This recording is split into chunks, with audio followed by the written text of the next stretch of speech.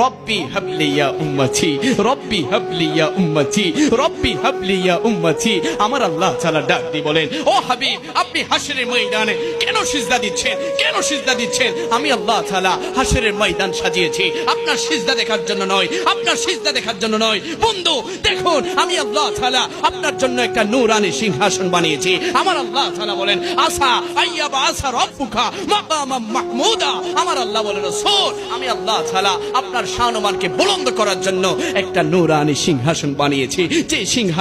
যে সিংহাসনে আদম বসবে না, নূহ বসবে না, ঈসা বসবে না, মুসা বসবে না, ইব্রাহিম বসবে না। আও বন্ধু মুহাম্মদুর রাসূলুল্লাহ, সিংহাসনে আপনি বসে যান, বসে যান। আমার নবী সের মুবারক তুলবে না, আমার নবী মাথা মুবারক তুলবে না। আমার আল্লাহ তাআলা বলবেন, ও বন্ধু মুহাম্মদুর রাসূলুল্লাহ, আপনি কাঁদছেন কেন? আপনি কি সিদ্দিক আকবর জন্য কান্না করছেন? সিদ্দিক তো জান্নাতে। আপনি কি ফারুক আজমের জন্য কান্না করছেন? ফারুক তো জান্নাতে। আপনি কি